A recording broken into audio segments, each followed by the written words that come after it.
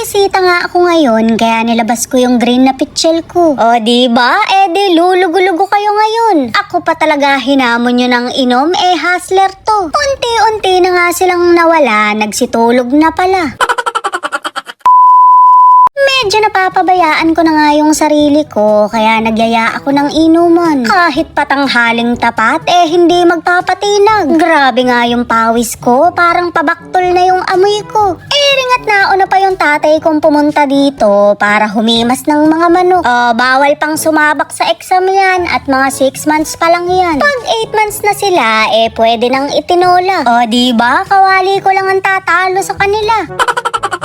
Nandini na nga rin yung nanay kong sarap-sarapan at may dala pang prutas. Shoot, amare, gusto na yata akong mag-healthy living. Abay, bagong taon ba? Kinumpleto mo na agad yung 12 prutas. Nagigilty na tuloy akong uminom dahil makikita kami ng nanay ko. Kaya naman papauwiin ko na siya para hindi ako magilty. Sa lahat ng binili niya, eto yung pinakagusto ko. Mare, ang ducks kasi.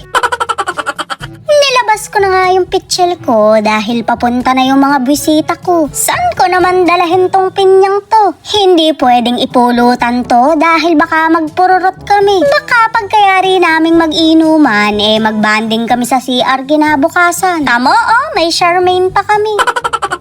Pwede nga tong ubas, kaya kinalas-kalas ko na. Yung tipong magpapanggap kaming healthy living pero iinom naman. Siguro naman hindi na kami ganong tatagos sa pader nito. Uunahan pa kami ni Vanessa sa dragon fruit. Kilala niyo si Vanessa, kaka-cellphone niyo yan.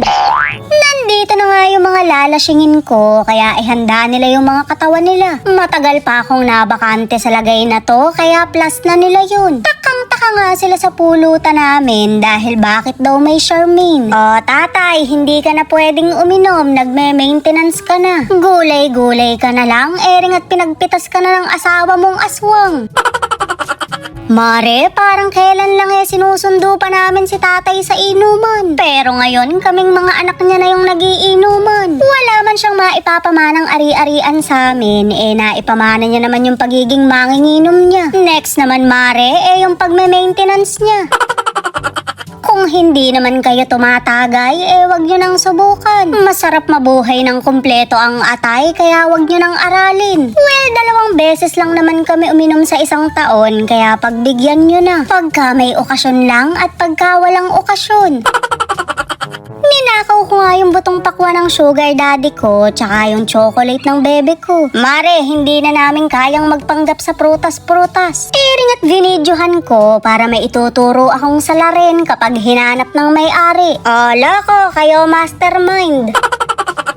Nang medyo papadilim na nga, umorder kami ng pagkain. Hindi ko na pakakainin sila nanay at tatay bago sila umuwi. Huwag na nga kako nilang hintayin yung mga anak nila dahil bukas ko pa papauwiin. Mare, ako lang ba yung pagkakain kaya pa ring uminom? Walang lulubay dahil 3 case at kalahati ito. Ring at nagbukas din kami ng videoke pero pinatay din namin ng 10:00. Medyo na boring na kami noon dahil wala rin naman kaming mapagchismisan. Nagpalit na rin kami ng tanggero dahil lasing na rin yung nagpapaikot. Mare, pa-star na yung ikot ng tagay.